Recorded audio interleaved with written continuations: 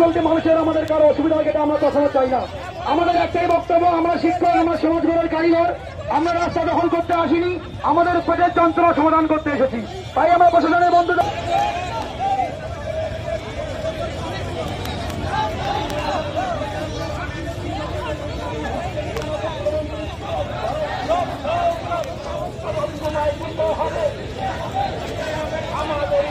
হচ্ছে না কেন সংখ্যালঘু মন্ত্রী জবাব দাও, মুখ্যমন্ত্রী জবাব চাই,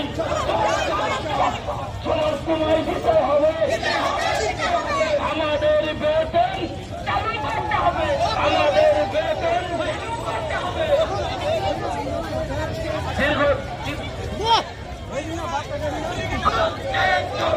শিক্ষকদের সংগ্রাম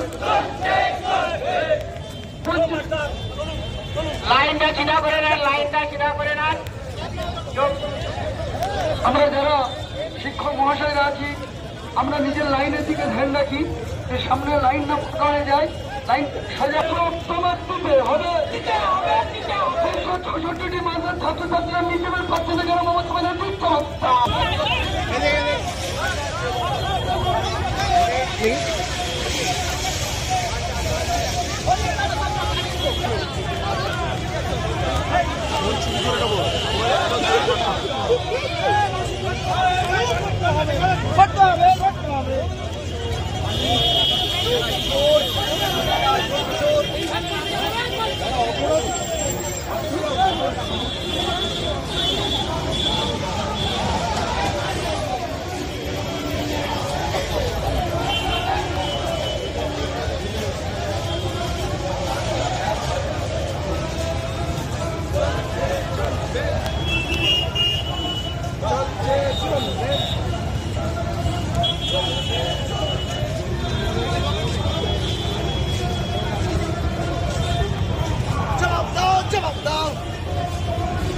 দিতে হবে, দিতে হবে,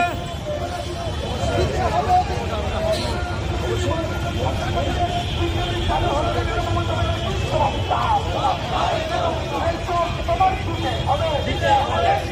আমাদের সংগ্রাম চলছে, চলবে, শিক্ষকদের সংগ্রাম চলছে, চলবে, বঞ্চিত শিক্ষকদের সংগ্রাম চলছে, চলবে, শিক্ষকদের সংগ্রাম চলছে, চলবে, বঞ্চিত ছাত্রছাত্রীদের মিড ডে মিলের সংগ্রাম চলছে, চলবে, বঞ্চিত ছাত্রছাত্রীদের মিড ডে মিলের সংগ্রাম চলছে, চলবে, আমাদের সংগ্রাম চলছে, চলবে।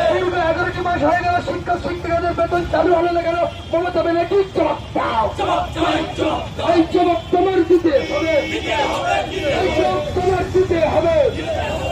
11টি মাস আমরা কেন বঞ্চিত? মমতা ব্যানার্জি জবাব দাও, এই জবাব তোমার দিতে হবে।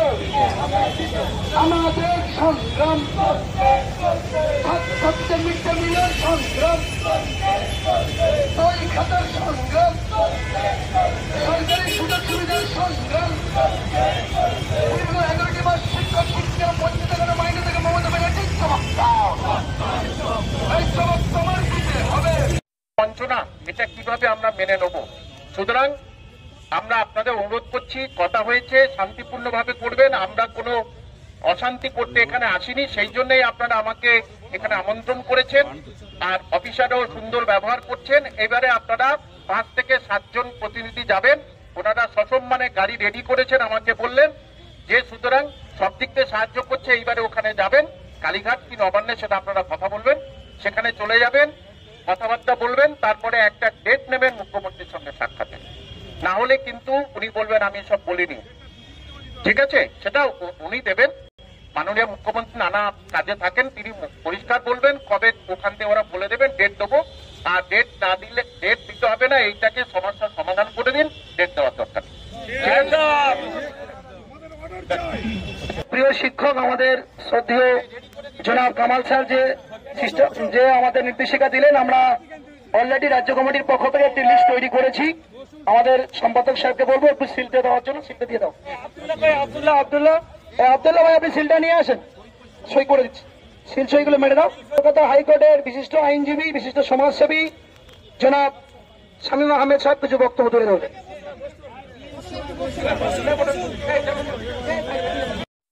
সাহেব জামালউদ্দিন আহমেদ ভাইকে বলছি, আপনি দেরি করবেন না, আপনি ওই রেলগাড়ির সামনে চলে যান। আমি নিজে আছি, সভাপতি মোহাম্মদ জরিফুল ইসলাম এবং মানিক হোসেন আমাদের জয়েন্ট সেক্রেটারি, ইয়াজুল মোল্লা আমাদের স্টেট কোষাধ্যক্ষ এবং রফিকুল ইসলাম আমাদের স্টেট কোর কমিটির মেম্বার। এই 5 জনই প্রতিনিধি দল। আমরা যাব, দেখি স্যাররা আমাদের কি বার্তা দিচ্ছে। আমরা চাই, আশা করছি আমাদের পজিটিভ কিছু হবে, আর আমরা এই পজিটিভটা এসে আপনাদেরকে শোনাবো। আমাদের একটাই দাবি, অনতিবিলম্বে 366টি মাদ্রাসার শিক্ষক শিক্ষিকা কর্মীদের বেতন চালুর ব্যবস্থা করতে হবে এবং সমস্ত ছাত্রছাত্রীদের সমস্ত সরকারি সুযোগ সুবিধা প্রদান করতে হবে এবং মাদ্রাসাগুলি পরিকাঠামোগত